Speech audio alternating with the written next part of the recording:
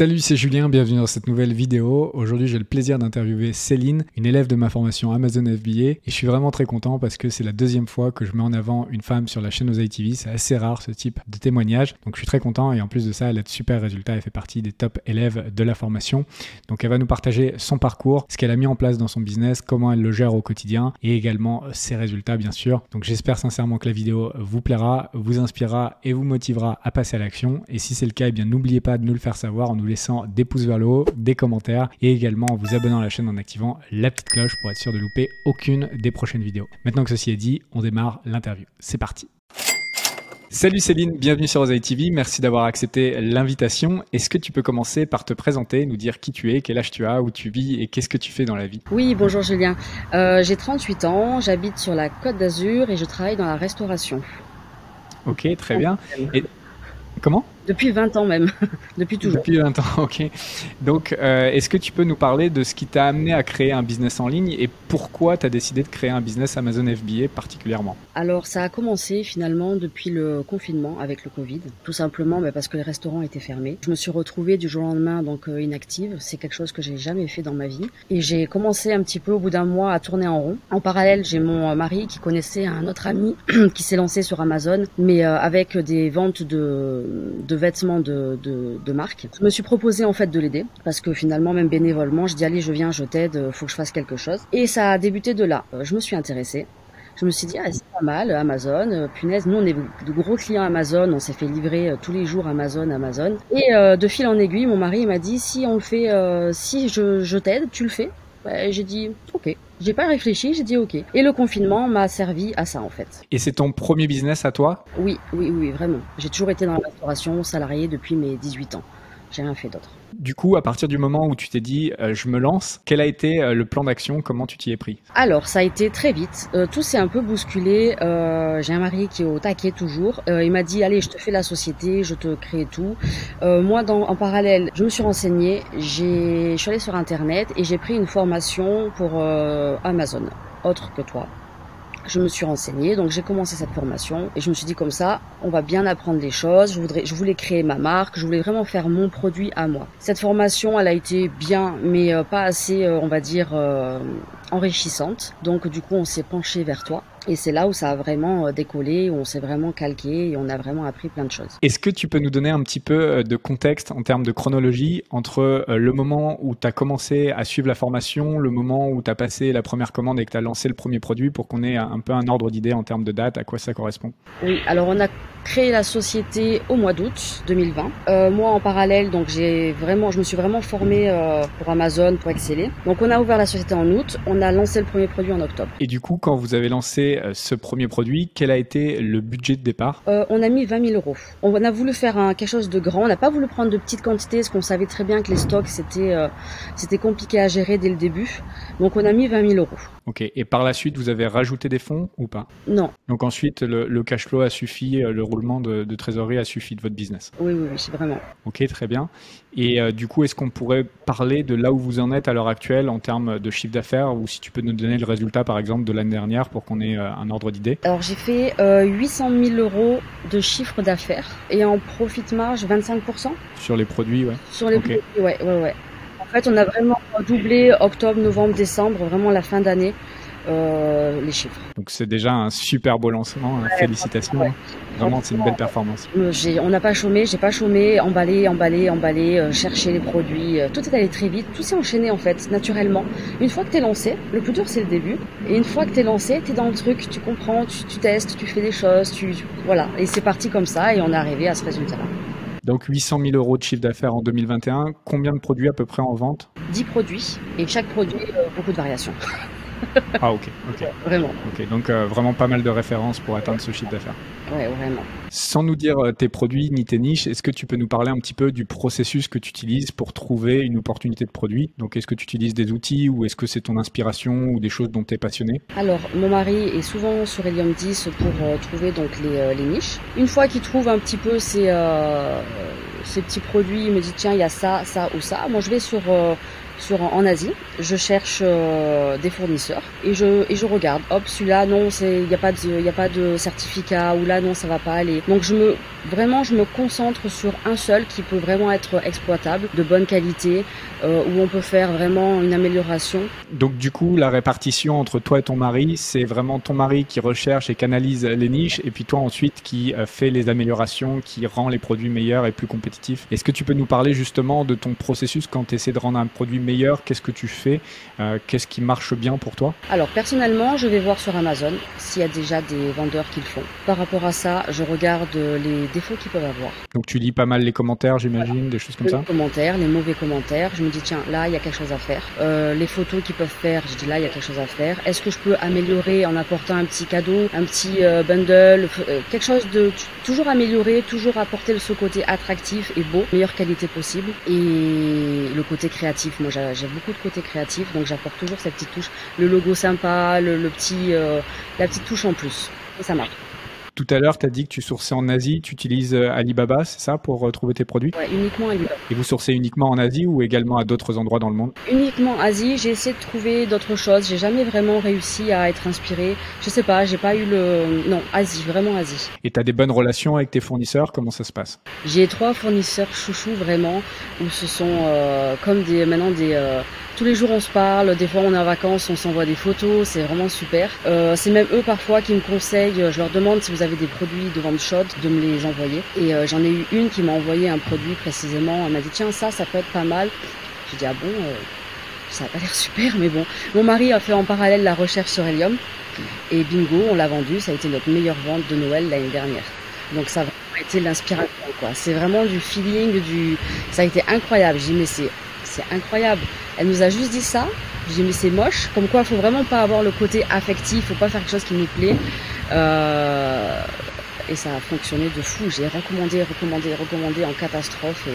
Et ça a été le numéro 1 l'année dernière sur Noël. Comme quoi, les idées de niche, ça peut venir vraiment de partout. Ouais. J'ai aussi un de mes très très bons produits qui m'a été donné tout simplement au téléphone par une amie. Je lui parlais de ce que je vendais. Elle m'a dit mais est-ce que tu vends aussi ça? C'est dans le même écosystème. Et ça a été vraiment un best-seller alors que j'avais pas du tout pensé à ce produit-là. Donc ça peut vraiment venir de partout. C'est pour ça que je pense qu'il faut vraiment parler aux fournisseurs ou un peu écoute. En fait, il faut toujours avoir les oreilles, les yeux partout. Moi, je sais que des fois, je regarde, je dis tiens là, il y a hop, tu regardes. Enfin, t'as toujours ce petit côté. T'as les yeux partout en fait. Et même quand tu parles aux fournisseurs, moi je leur demande toujours vous avez une vente chaude, qu'est-ce que tu as? Ou alors qu'est-ce que tu me recommandes en couleur? Ou en qu'est-ce qui fonctionne le mieux? Et eux finalement ils sont bons aussi. Est-ce que tu peux nous parler un petit peu de combien de temps ça met entre le moment où tu as une idée de niche, le moment où tu sources le produit et le moment où il est vraiment sur Amazon? Quel est à peu près le temps en termes de chronologie? On va dire généralement sur Alibaba j'y vais, je parle. On va dire 2 mois. Après, il y a la livraison donc de la Chine en France. Donc, on va dire 3 mois. Ça va généralement très vite. Hein. D'ailleurs, c'est intéressant, là, tu viens de dire livraison en France. J'ai oublié de te demander sur ce chiffre d'affaires de 800 000 €, est-ce que c'est des ventes uniquement en France ou c'est sur toutes les marketplaces européennes ou même à l'international? On a fait Non, sur le pan européen. On a fait vraiment... Pan européen, ok. Ouais. On a vous vendez globalement en Europe. Vos marchés les plus forts, c'est quoi en Europe, du coup? Allemagne. Allemagne? Okay. On a eu le Royaume-Uni, après on a eu un souci de Brexit avec les livraisons Amazon, donc ça a un peu freiné. On a un peu abandonné, on s'est concentré sur autre chose. Et là, du coup, c'est revenu, donc ça recommence à remonter quand même. Ok, donc vos meilleurs marchés, c'est d'abord l'Allemagne avant la France? Oui, Ensuite, l'Angleterre s'il n'y a pas le Brexit. Et enfin, en troisième, c'est la France, c'est ça? Alors la France, oui et non, parce que la France, on a 2 produits où on vend uniquement en France. Donc du coup, c'est vraiment nos meilleurs produits. Mais il y a des produits en Allemagne qui ne se vendent presque que en Allemagne. C'est vraiment une catégorie de produits qui plaît en Allemagne. Est-ce que tu peux nous parler un petit peu des techniques que vous utilisez pour lancer un produit sur Amazon et pour le faire ranker dans le haut des résultats? Oui, alors ça c'est mon mari qui prend le relais là-dessus. Il fait beaucoup de PPC. Ok. Voilà. Donc un bon produit, des bonnes améliorations et puis ensuite du PPC pour le lancer. C'est ça votre recette. Ouais. Est-ce que tu peux nous partager les objectifs que tu as pour ton business? Qu'est-ce que tu vois à horizon 1 an, 2 ans en termes de nombre de produits que tu voudrais sortir, en termes de chiffre d'affaires? Si tu t'es fixé quelque chose, c'est intéressant si tu peux nous le partager. Alors là actuellement, j'ai reçu un nouveau produit hier que je vais lancer. Donc je vais avoir du travail. J'ai un autre qui arrive encore, qui est en route. Donc on a 2 projets là de nouveaux produits. Et on aimerait lancer un produit sur l'USA. Se lancer là-dessus. Donc là, tu as 2 produits qui arrivent, un troisième qui serait sur les USA. Donc ça, c'est l'objectif un peu court terme. Mais après, on va dire à horizon 1 an, 2 ans, comment tu vois ce business? Tu le vois vraiment avec une trentaine de produits ou tu veux le garder à une taille à peu près humaine et voilà. Taille humaine, je pense. J'aimerais vraiment me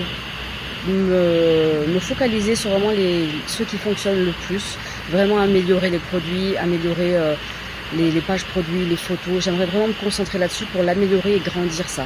Je préfère agrandir pour l'instant mon stock parce que je suis seule à emballer, je suis seule à... Enfin, c'est vraiment c'est beaucoup de travail. Donc pour l'instant, pas non plus m'étoffer 30 produits, en prendre un ou deux nouveaux comme là je fais actuellement pour tester. Mais non, pas faire 50 000 choses en même temps parce que j'y arriverai pas. Et en termes de chiffre d'affaires, est-ce que tu as une idée de ce que tu aimerais faire? J'ai pas franchement réfléchi à ça. J'aimerais faire plus, bien sûr. J'ai pas d'objectif à dire, je voudrais faire 1 million. Non, j'ai pas d'objectif vraiment là-dessus financier, on va dire encore. Bon, si vous avez fait 800 000 l'année dernière, normalement, vous devriez faire le million cette année. En plus, il y a 2 produits qui arrivent en supplément, ça devrait le faire. Allez, on teste le million. Ok. Déjà. Est-ce que tu as des objectifs perso aussi, donc hors business, des choses que tu aimerais faire pour toi en développement personnel ou bien peut-être voyager, expatriation, des choses comme ça? Oui, j'aimerais vraiment apprendre l'anglais parce que l'anglais, c'est quelque chose que je n'y arrive pas. Je ne parle pas anglais, c'est compliqué. Pour moi, déjà, pour la restauration, sur Alibaba, puis même pour tout, l'anglais, c'est la base. Donc, j'aimerais vraiment faire une formation anglais. Et du coup, tout ce business, tu l'as monté sans parler anglais et tous les fournisseurs, j'imagine, qui ne parlent qu'anglais. Donc, tu l'as fait uniquement avec des traducteurs. Ah oui, complètement. Bravo. Et quand j'y arrivais pas, j'envoyais des photos. Bon, c'est ce qui fonctionne. Hein. Quand il n'y a rien qui marche, les photos, le langage des signes, ça marche toujours. Hein. Oui, vraiment. Ok, donc développement personnel, apprendre l'anglais, effectivement, ça sera un gros plus après en business. Il y a d'autres choses que tu aimerais faire également? On aimerait s'expatrier avec mon mari parce que c'est un business qu'on peut faire vraiment de partout. Donc là, on a un petit projet comme ça qui fuse dans la tête. On est en train de se renseigner à droite, à gauche. Et ça peut être sympa, ouais. Car Amazon vraiment a cette facilité d'être partout en fait. Donc, ouais, clairement. Ouais, clairement. Donc voilà, ça peut être pas mal. Beaucoup d'organisations à avoir, mais ça peut être pas mal, voilà. Tout à l'heure, tu disais que tu emballais des choses, donc tu manipules encore de la marchandise. Est-ce que c'est quelque chose qui est obligatoire pour ce business ou c'est quelque chose que tu arriverais sur le long terme à déléguer totalement avec les usines avec lesquelles tu travailles? Oui, justement, c'est mon objectif aussi que j'aimerais faire. Alors, il y en a un seul que je ne peux pas parce que ça, c'est vraiment un produit que j'ai vendu en France énormément. Et c'est cette façon de faire personnelle qui a fait ce succès de qualité vraiment et vraiment de qualité. Donc aujourd'hui, à part ce produit-là, le reste, petit à petit, j'aimerais faire de la Chine à Amazon parce que ça, c'est quelque chose que j'ai pas fait dès le début, j'ai eu peur. J'ai vraiment tout amené à la maison et j'ai envoyé mes quantités au fur et à mesure. Donc on est plein à avoir fait ça. Même moi, hein, mes toutes premières commandes, je les ai reçues aussi à la maison et j'ai regardé et inspecté chacune des pièces une par une avant de les envoyer chez Amazon. Donc je pense qu'il y a beaucoup de gens qui le font, même si c'est pas essentiel, enfin on peut totalement s'en passer, c'est ce que je fais maintenant, il n'y a plus un seul article qui me passe entre les mains à l'heure actuelle, mais à l'époque, ouais, et je pense que c'est aussi quelque chose de rassurant pour quelqu'un qui démarre, de se faire livrer d'abord chez soi, de regarder les produits, de s'assurer de la qualité et ensuite de l'envoyer chez Amazon. J'ai tenté un produit avec un fournisseur de l'envoyer donc de Chine à Amazon, j'étais en stress total. Je les ai vérifiés, je regardais la livraison tous les jours, je fais, ah ça y est c'est chez Amazon, et ça s'est très bien passé, mais en fait voilà. Mais c'était super. Mais c'est ça que j'aimerais faire, vraiment. En fait, la clé là-dedans, c'est vraiment d'utiliser des full inspections, donc des inspections complètes des produits pour vraiment dormir sur ses deux oreilles. Donc, de faire venir en fait une entreprise tierce dans les entrepôts de l'usine avant que la marchandise parte vers l'Europe. Donc, pour pouvoir contrôler absolument toutes les pièces. Est-ce que tu peux nous parler de comment tu organises tes journées du coup, puisque tu as encore ton job dans la restauration à l'heure actuelle ou pas? Alors, j'ai quitté mon job de la restauration, mais à temps plein. Donc j'ai quitté le temps plein parce que retour de confinement quand les restaurants ont ouvert, mon business Amazon était florissant, j'étais à fond et quand mon patron m'a appelé, Céline, il faut revenir travailler, j'étais un peu en panique. Donc au bout de 6 mois, j'ai réussi à virer ça. J'ai repris un travail à mi-temps, donc de midi à 15h. Donc aujourd'hui, mes journées type, c'est 8h 11h30 au bureau, j'emballe mes produits, je fais mes expéditions Amazon. 11h30, 15h restaurant. 15h, 16h, je retourne au bureau, voilà, je fais un petit peu, je check mes mails, je fais mes produits, enfin, je fais tout ce qu'il y a à faire. Et ensuite, la journée continue, je vais chercher des enfants, je fais les courses, le traditionnel quotidien. Et le soir, je me recale un peu sur le PC pour finir ce que j'ai à faire. Donc les journées sont assez chargées, quoi. Ouais, c'est bien chargé. Et là, vu le niveau de business auquel tu arrives, est-ce que ça fait encore sens de faire la restauration? Non, non, mais c'est comme c'est mon métier chouchou, on va dire. J'ai besoin de ce contact humain, j'ai besoin de folie. Après, il y a des jours où j'en ai ras-le-bol des gens, j'en ai ras-le-bol de servir des assiettes, parce que je me dis à côté, il y a mes cartons qui m'attendent. Et j'ai pas le temps, en fait. Donc, vite, vite, prenez vos cafés et allez-vous-en. Mais non, j'en aurais pas besoin. C'est vraiment, pour l'instant, j'ai du mal à couper le cordon mais je vais y arriver. Ouais, c'est quelque chose qui m'est remonté très souvent. Il y a beaucoup de gens qui ont été habitués à travailler, donc à avoir le côté social de travailler avec des gens. Et c'est vrai que quand on commence à faire du business en ligne, on a tendance à se retrouver un peu dans une bulle, un peu tout seul. Et ça peut être un peu difficile, effectivement. Et puis moi, j'ai fait 20 ans de restauration. J'ai jamais été devant un PC. Je vous parle pas d'Excel, je vous parle pas des Word. Ça a été catastrophique au début quand je me suis retrouvée devant tout ça. Puis rester assise devant un PC, c'était catastrophique. Horrible, vraiment. T'avais la bougeotte? Oui, j'avais la bougeotte. Donc ça a été vraiment... Maintenant ça va mieux, petit à petit. Je commence à prendre la concentration, mais au début c'était très dur. D'où le fait de retravailler un peu, d'avoir un peu ce speed, quoi. Et dans les tâches qu'il y a à faire dans le business Amazon FBA, qu'est-ce que tu aimes bien faire? Qu'est-ce que tu n'aimes pas faire? Alors j'imagine déjà, ce que tu n'aimes pas trop faire, ton mari le fait en fait, c'est voilà, ça? Exactement. T'as tout compris. Tout ce qui est administratif, papier, hélium, tout ce qui est... Ça, c'est mon mari qui fait. Toi, c'est plutôt côté créatif et social, discussion avec les usines. La chose qu'on a, vraiment, c'est on se complète énormément. Ce que moi je fais, il m'a toujours dit, je ne pourrai jamais le faire.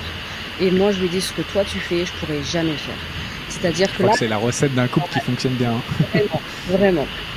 Mais là, ça a été vraiment la bonne recette. Si demain tu devais recommencer cette aventure Amazon FBA, est-ce qu'il y a des choses que tu ferais différemment, des erreurs que vous avez faites, des problèmes que vous avez rencontrés à cause de choses que vous avez fait en amont que vous pourriez peut-être éviter? Oui, alors je dirais qu'au début, on a vraiment voulu faire beaucoup de produits d'un coup. On a vraiment voulu trouver le produit, donc on a fait 1, 2, 3, vraiment beaucoup, donc ça a été beaucoup de travail. Et je pense que j'ai pas eu le temps vraiment de me concentrer sur vraiment à fond. Ça, et la deuxième chose, je prenais les produits et je me renseignais pas sur les conformités. Donc finalement, j'achetais le produit, je mettais sur Amazon et après je cherchais la conformité. Et ça, c'est pas bon. Maintenant, je fais à l'envers. D'abord, je me renseigne. Est-ce que je peux... À l'endroit, plutôt. Dans le bon sens. Dans le bon sens. Faire les choses dans le bon sens. Trop vouloir se précipiter, faire vite, bien, finalement. Mais après, là, ça a fonctionné quand même, donc ça va. Ok. Et les produits que vous aviez commercialisés, qui avaient besoin de certification, vous avez réussi à les avoir après, c'est ça? Oui, j'ai tout. Vraiment, j'ai tout eu, mais je le fais à l'envers. Ok, donc ça a été un petit peu chaud, mais ça s'est bien terminé, on va dire. Et du coup, la question que je pose toujours pour terminer les interviews, quel serait le conseil que tu donnerais à quelqu'un qui regarde cette vidéo et qui aimerait se lancer sur Amazon FBA? Est-ce qu'il y a des ressources que tu lui recommanderais, des outils, des choses à faire, à ne pas faire?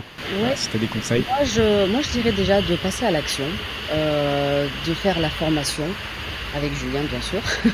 Non, de faire formation, de passer à l'action. Et après, je pense que tout roule. Je pense que si vraiment quelqu'un a envie de faire quelque chose, il y arrive. C'est en se donnant les moyens, il faut avoir ce côté, faut pas avoir peur. Donc voilà, passer à l'action et bien se renseigner, de bien faire les choses à l'endroit. Et mettre un pied devant l'autre tous les jours, tout simplement. Ouais. Moi, vous savez, j'ai vraiment, voilà, je connaissais pas le PC, je connaissais pas écrire, je connaissais rien et j'y suis arrivée. Et pourtant, j'avais une vie de maman, j'avais la maison, j'avais mon métier, et finalement, tu y arrives. Alors, c'est dur, c'est vrai. Il y a des jours où j'ai pleuré, j'ai pleuré souvent, même au début, le stress, la fatigue. Mais voilà, je regrette rien et je suis vraiment contente du résultat aujourd'hui, vraiment. Il y a une dernière question en fait que je voudrais te poser, c'est que comme tu es une femme et c'est vrai que tu es la deuxième à passer sur la chaîne, c'est très rare, quel a été le retour un petit peu de tes amis autour de toi quand tu as dit que tu faisais du business en ligne? C'était assez mitigé, c'était alors de suite un peu Amazon, mais tu vas te louper, alors mais tu vas jamais réussir, mais faut vendre beaucoup, toujours le négatif, vous savez, le côté je te rabaisse, tout ça. Donc, mais moi je suis quelqu'un où c'est pas grave, je continue. Donc après les gens étaient curieux. Donc après, ça a fait la curiosité. Ah, tu quittes ton travail? Ah bon, bon, oui. Alors tu fais quoi? Alors du coup, les gens se renseignent. Et puis finalement, il faut rester focus, faut pas écouter les gens. Limite, il faut presque pas en parler. Mais c'est les gens après, quand je recevais les cartons, quand je commençais à bouger, ah mais ils commencent à s'intéresser. Et là, ah c'est intéressant. Donc là, ils s'intéressent et c'est bien. Tu penses que tu vas avoir des amis qui vont vouloir le faire également, du coup? J'ai pas entendu parler quelqu'un. Les gens s'intéressent, mais je pense que c'est trop compliqué pour eux. Je sais pas. Les gens ont peur. J'ai une personne autour de moi qui a commencé une formation, mais qui a toujours rien commencé. Ça fait 1 an. Ça, c'est le truc, hein. La formation, ça ne suffit pas, il faut passer à l'action. Il ne se passera rien si vous faites juste une formation, clairement. Super de regarder les vidéos. Nous, on a regardé beaucoup de vidéos YouTube, mais il faut passer à l'action. Très bien, je pense que c'est un bon mot de la fin. Je te remercie vraiment d'avoir pris le temps de faire cette interview. Du coup, ce que je te propose, c'est que peut-être dans 1 an ou 2, on refasse une autre interview. C'est quelque chose que j'aime bien faire pour suivre ton évolution, voir où tu en seras, si tu as atteint tes objectifs, etc. Ça pourrait être sympa. Vraiment, ouais, carrément, avec grand plaisir. Et merci encore pour cette belle interview et au plaisir de partager mon expérience. Merci, ciao, ciao. Au revoir. Voilà, c'est là-dessus qu'on va terminer cette interview. J'espère sincèrement qu'elle vous aura plu et inspiré. Si c'est le cas, n'oubliez pas de nous le faire savoir en nous laissant des énormes pouces vers le haut, des commentaires et également en vous abonnant à la chaîne en activant la petite cloche pour être sûr de louper aucune des prochaines vidéos. Et puis enfin, pour ceux qui voudraient suivre la même formation que Céline, eh bien sachez que vous retrouverez toutes les informations juste en dessous en description. Donc la formation s'appelle la Super Seller Academy, c'est ma formation Amazon FBA dans laquelle vous allez retrouver du contenu vidéo avancé et exclusif, dans lequel vous allez apprendre étape par étape comment monter votre marque sur Amazon. Et en plus du contenu vidéo, eh bien vous aurez également accès à un mastermind, donc un groupe d'échange avec des vendeurs Amazon FBA de différents niveaux qui s'entraident au quotidien pour aller encore plus vite dans cette aventure. Donc si c'est quelque chose qui vous intéresse de rejoindre le contenu vidéo et la communauté, eh bien vous retrouverez toutes les informations juste en dessous en description et on se retrouve soit dans l'espace membre de la formation, soit dans une prochaine vidéo YouTube. Je vous dis à très bientôt, ciao, bye bye.